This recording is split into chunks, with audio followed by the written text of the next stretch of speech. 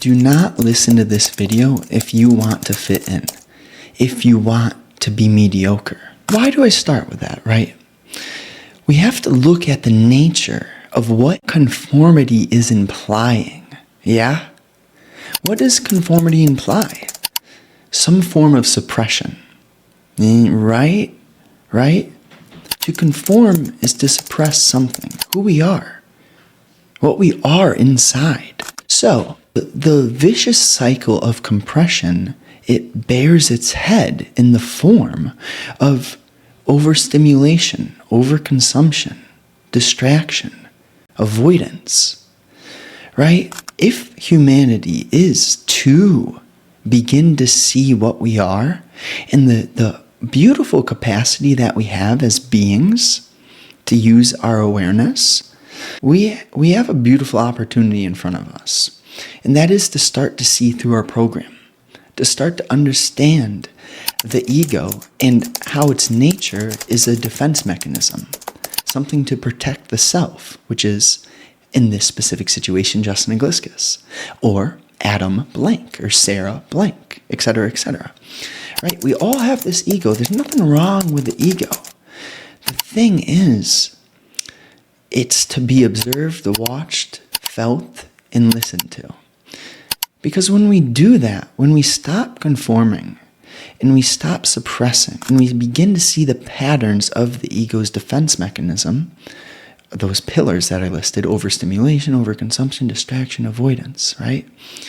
When we see and observe the patterns behind the nature of the ego, we create just a little bit of space, right? And with that psychological space, we can close some of the vicious cycles which have been inhibiting our energetic capacity. What happens when we close feedback loops, vicious cycles, pendulums that have been draining our energy, right? You know, you've heard that phrase, some people are energy vampires. Oh, what they mean there is that something in them triggers something in you to the point where you get gripped in that sense of self, that dislike of their opinions, that disagreement with their beliefs, or even that acceptance of the beliefs. All that being said, this comes to the core of seeing, feeling, hearing, understanding the nature of energy. Because the thing which creates the ego is energy, right? And the ego is limited by nature. So just bear with me. Let me be patient with me here while I build. Which is, we look at the ego, it's limited. But there's something in us, infinite, which is beyond the ego. And consciousness has been building and building throughout humanity as time. And as that consciousness has built, it's not only your brain, it's the brain of humanity. And therefore Hitler, Mao, Lenin, Stalin, etc., and Einstein. All of these minds are within you. And there's this capacity to see through the program. So what I just listed is the historical program. Those figures, they're passed away. But also there's Justin Egliskis' specific programming. So we have the historical program to look through, but also your and our specific life's programming, age 0 to 25 for me.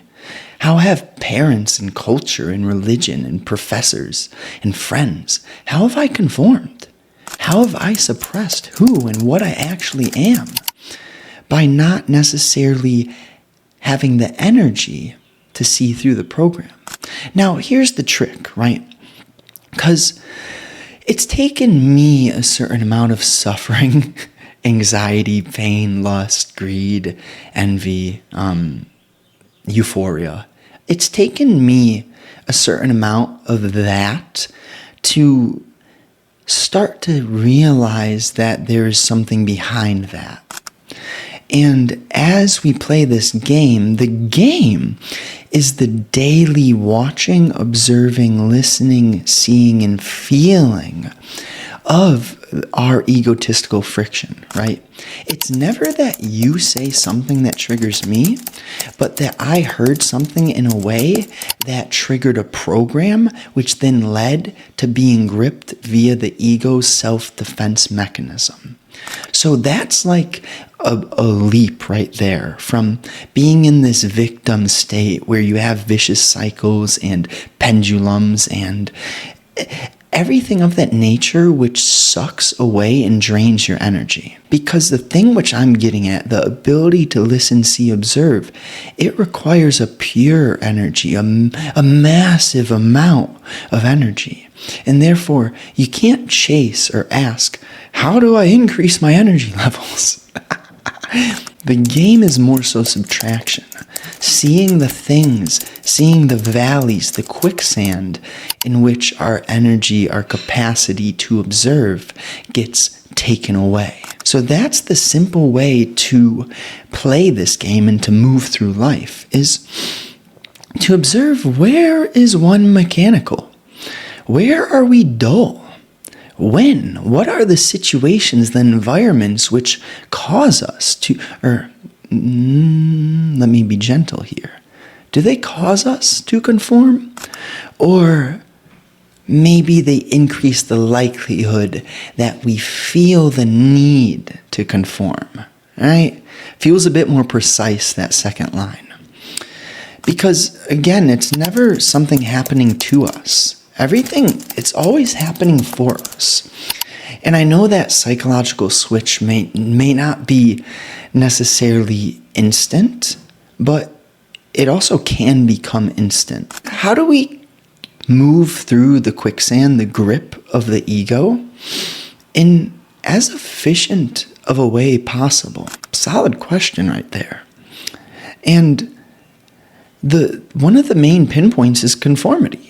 Understanding the patterns, the environments, the relationships, the values, and even the essence behind the values which cause us to conform. That's a good one right there. It's not only looking at our values, but where did we get those values, right? For example, someone may say that they value freedom. And we have to look at that, right? Because there's the common definition of freedom, and then there's a more precise way to look at what freedom is, right? Common definitions: American flag, freedom, not having a totalitarian government in order, right? That's one level. But then we also could look at psychological freedom, and that is implying that one has psychological space. Without psychological space, we won't be able to observe where we are mechanical and dull and where we conform. If we had to make this a little practical, right? Just a little practical, we have to look at some pillars. We look at sleep, rest. Well, sleep and rest, same thing. We look at sleep, nutrition, exercise, and psychology. Sleep, nutrition, exercise, and psychology. If you get those things right practically, there's a drastic likelihood that you're going to have an increase in your energetic capacity, because those 4 pillars are going to lead you to becoming just a little more sensitive. And that newfound sensitivity allows for the ego, the defense mechanisms, the patterns, the themes, the beliefs, the biases, the likes, the dislikes, the preferences, the judgments, the thoughts, the feelings. That increase in energy allows for all of that to be more easily seen. And then it's harder to conform, because everything I've said here today, if you're truly listening, right? If you're not listening in a way where you're thinking, that's true listening. The game is not that you can just turn thinking off. The game is to listen in a way where you bring observation into the fold so that you watch your own thinking and you can see, oh wait, I'm thinking while I'm meant to be actually listening. To truly listen is to have your mind to be empty, unoccupied. And unoccupied is more precise. Empty, we have a lot of empty-minded people out there. But to have a mind which is unoccupied, it's a different essence. That unoccupied mind, the space, and the psychological freedom that comes with space via observing the program. Now that's true freedom. That's true freedom. So to live in a way where you're alive, vital, and truly free, there's no step-by-step process, right? But you can look at those 4 pillars: your nutrition, your exercise, your sleep, and I'm not sure what the other one is. But trust me, your psychology. Oh, okay. I hope that's been valuable for you. Just to take some time to sort of zoom out, right? And also to zoom in, but to see the structures of life, the mechanics, the habitual, dull patterns. And when we see through that, we usually are going to find out that those are just egotistical defense mechanisms actually not serving us, not aligned with what and who we are. And when you do that, you create potentially an opportunity to have more space. And that space might lead you to something which is absolutely beyond words. Something nameless. And a way that we can hint at that is energy. It's a vibration, it's a frequency, it's an energy which you just can't capture with words. But hey, thankfully, we can allow for it to move through us. And when it moves through us, we lead, we show, we move. We operate in a way which radiates that freedom. And those who are not stuck in their egotistical defense mechanisms, those who truly listen, they'll get a sense of that freedom. And when that happens, maybe one begins to go down the path themselves. I don't hope so, but I know that's what we got to do. We don't even have to do it. There's no choice. There's really no choice. So all that being said, truly appreciate you, truly. If you got some value here, whatever you thought, some curiosity, if something piqued your interest, if there was a nugget, a phrase that truly just, gave you a spark, drop a comment, let me know. I'd love to connect with you guys, even just the littlest things, subtleties. I'm thankful, I'm grateful, more than that. And last thing I'll say is I have my newsletter link in description. If this was valuable, enjoyable, insightful, you'll probably find my daily letters similar. So check that out. If you're on the podcast, drop a rating, a review. Thank you. And if you're on YouTube, a like, a comment. Again, have a wonderful day, guys. Let's go. Moment to moment.